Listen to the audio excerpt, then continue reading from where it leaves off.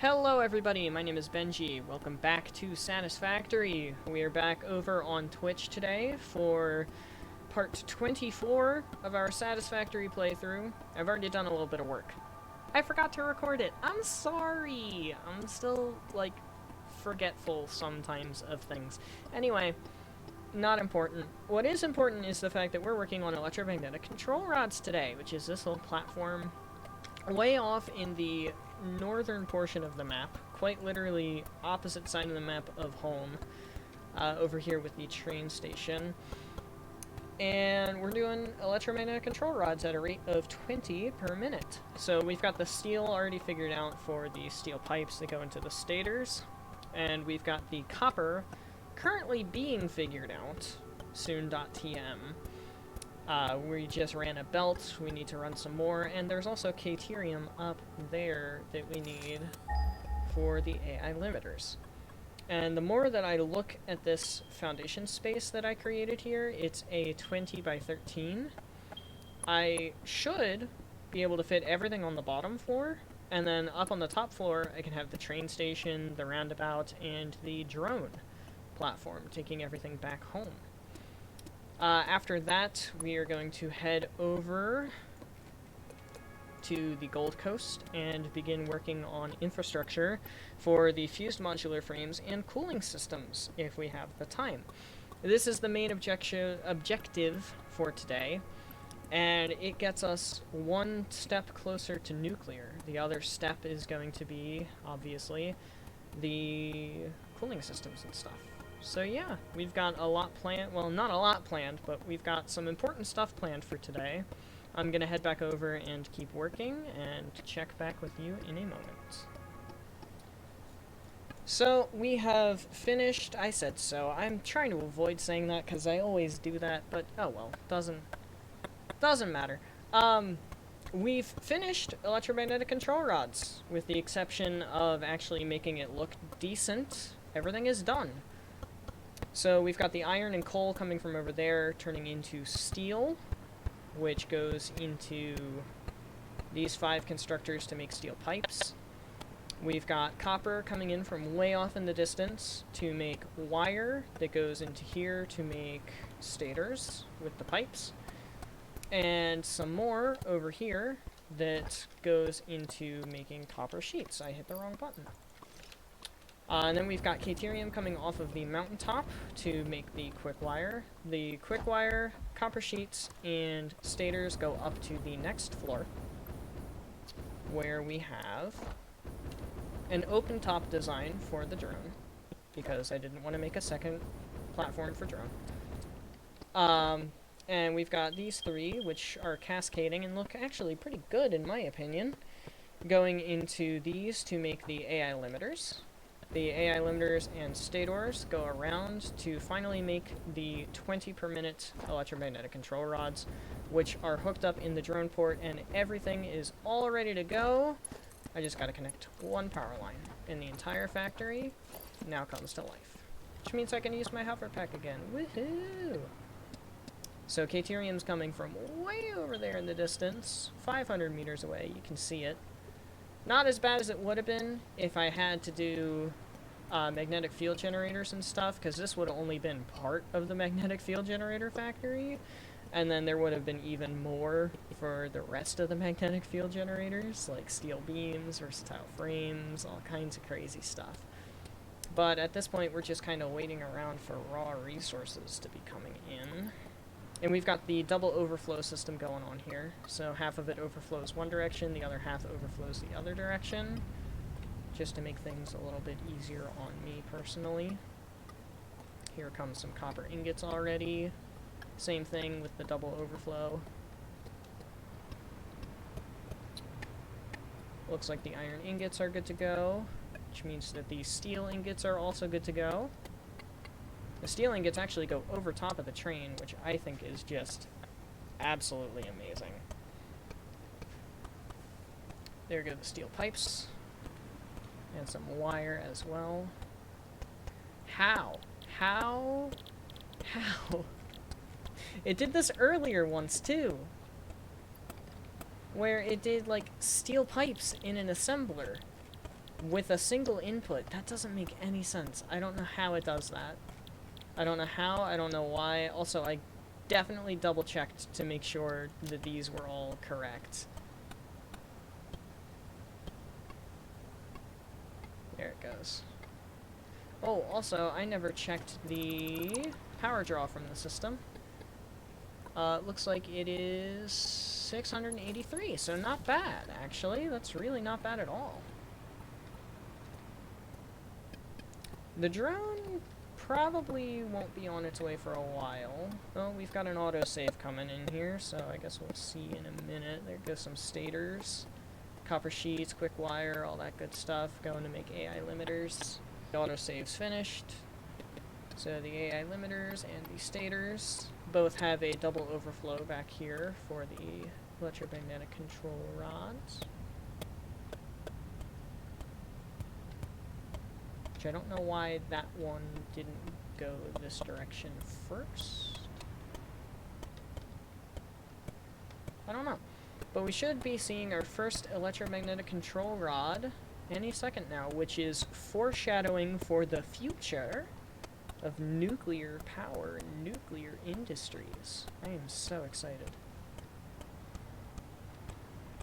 We've got a huge nuclear apocalypse before us. 250,000 megawatts of power. Yeah, no big deal. No biggie. No biggie. It looks like the system is starting to warm up more and more with the overflow. Overflow always takes a while to finish warming up. It'll be fine in the long run. Oh, there we go. First electromagnetic control rod. Show them to me, baby. 30 seconds to craft. Did not know that.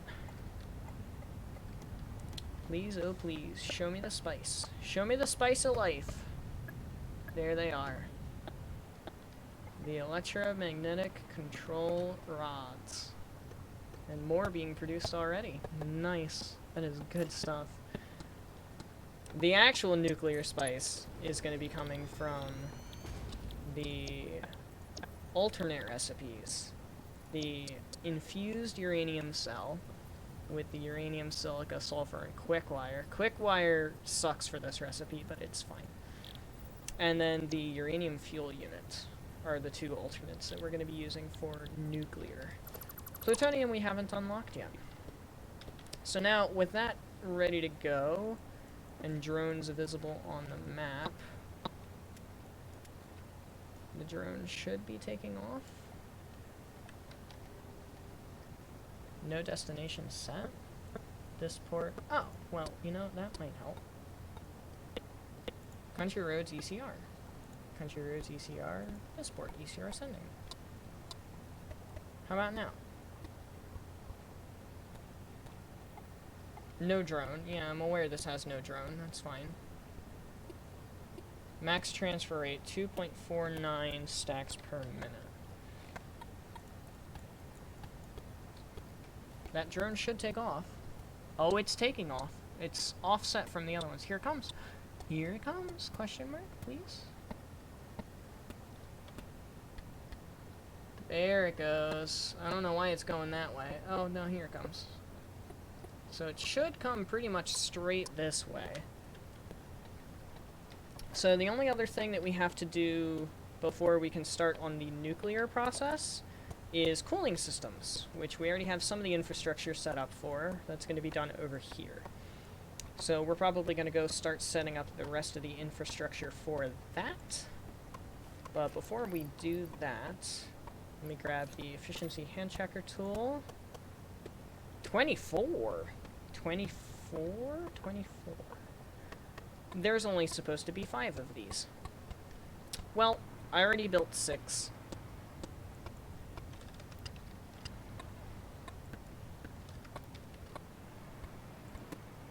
I did bad math.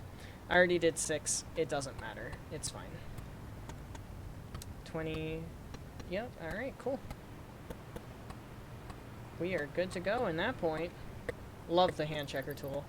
Hey! Our friendly little drone is here. Hey, bud. Oh, listen to him purr. Love that. So he is gonna scoop up these bad boys and take them back home. We actually do need to go back home because I didn't connect the belt to the storage system. My bad. My bad. It's fine. It's fine. Yep, there it goes. It took it. It took it. It's taken it. Wow, that's loud. It was very loud. Goodbye, Bumblebee friend. Oh, your face is missing. Oh, there's your face. Yeah, it's a render distance thing. It's fine. It's gonna save my frame rate. Goodbye, friend. Au revoir. Safe travels. Awesome. So that's it for the electromagnetic control rods. We're gonna head over and start working on the logistics for the cooling systems. See you over there. We are over here on the Gold Coast yet again, working on, well, beginning to work on fused modular frames and cooling systems. The border of the map is way out there, so we're good. Wow, I picked a perfect time for this, huh? Anyway, we're going to be building the platform out here somewhere. I'm going to go shooting into the air because I activated my jetpack at the perfect time. Holy cow. Oh, yeah. Oh, that's great. That's great. We're going to do cooling systems, fused modular frames out here in the waste tundra. We're going to be using the iron and limestone, which is literally right here. The iron's right here. Well, that was intriguing. I didn't know that was a thing. Anyway, the limestone's right there. The iron's right here. We're going to be grabbing coal from the versatile framework setup, just kind of yoinking it with Mark III miners. We're going to be grabbing nitrogen from... We'll find it here in a second.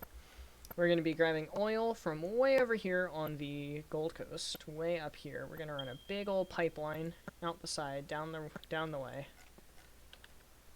There's the nitrogen that we're going to grab, way up on that mountaintop. We're going to have to go up there, grab it, bring it down. And then we are going to grab the bauxite. We already grabbed the bauxite with the drones, so that is wonderful. And technically it's going to be two separate factories. So the split is going to be right here where my cursor is, and I'm going to put the drones on that split, and then on either side... Oh no, train collision. It's not in the game yet. There go the two trains, though. They're going to have a third friend here soon. But down here through the split, we're going to have the two drones for the bauxite and some load balancing. And then probably the train underneath of them. So I think I'm going to work on that part first, and then move on to actually setting up some of the factory buildings and figure out where we're going to get the iron and coal inputs and everything like that. We'll figure it out. We're just going to go mess around for a bit, and it'll all work out in the end. We're over here on the Gold Coast doing exactly what I said last time. We've got the train ready to go. This is not the personal train line, however. This is just the fused modular frame cooling system train station that's going to be going back along the Gold Coast line, specifically for the production on the Gold Coast. And it's going to have a power line coming from the train station rather than from the personal train line like some of the other factories have had in the past. We don't have the drones set up yet. We might do that at some point as well, but probably not tonight. It is currently 11:40, and I've been streaming for a little over 3 hours and 40 minutes, or almost 3 hours and 40 minutes. So I want to be wrapping up here soon.tm around midnight. But we have everything placed and ready to go with the exception of the blenders, which I actually wanted to show you guys what I'm going to do for those. So we're going to be using Kibitz' fun little poking out design here. And this is supposed to be 2 clicks off in order to properly center it. So we're using Kibitz fun poking out design, but we're doing it with blenders. And each of these blenders, which are going to be doing the cooling system, just regular default recipe. I am an idiot. I said we needed 6 of these. We need 4. We don't even need to overclock. I can't believe it. It's almost like I planned this or something. Crazy. I am crazy. Let me just double check. Yep. I'm crazy. I am crazy. Anyway, the fact that it has 2 pipe inputs and 2 belt inputs is going to make this design really, really unique. So we're going to have the pipeline wall holes here on the top layer, just as I'm doing it right now. I said, just as I'm doing it right now. I'm just going to do these as a demonstration. And then, down here at the bottom, we are going to have the conveyor wall holes. Like that. And like that. So we'll have the 2 things for the conveyors down at the bottom, which will be like this. And then we'll have the 2 for the pipes. And we're going to use the Mark II pipes because they're going to look better. Well, that doesn't look very good, actually. Looks kind of not... Yeah, actually, yeah.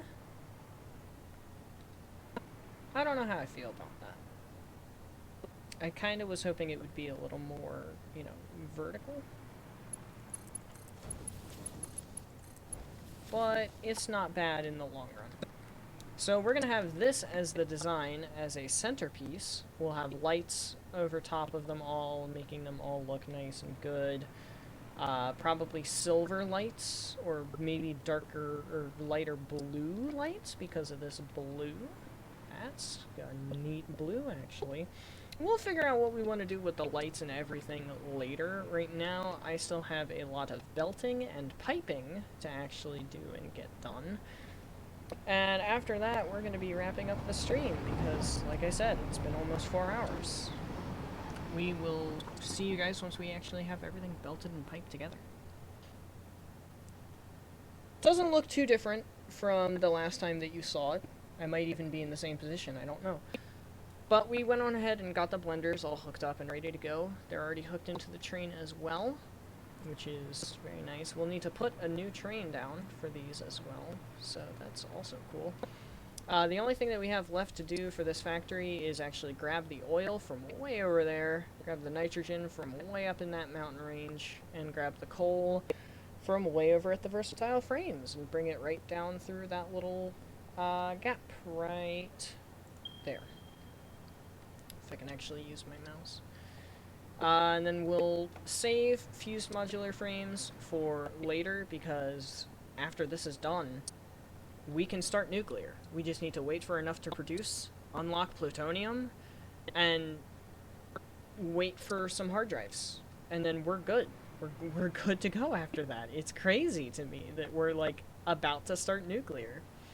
But let's go for a little walkthrough, even though it's actually not ready for power and for other stuff. The only thing it's missing is oil, coal, and nitrogen. So the water is coming in here with the bauxite from the drones, which we have set up and ready to go. A couple of buffers for the recycling of the water. 2 for alumina solution.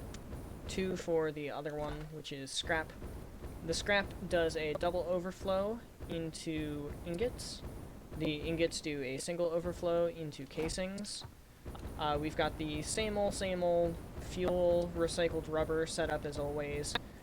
5 for plastic, blender for fuel, and a bunch for recycled rubber.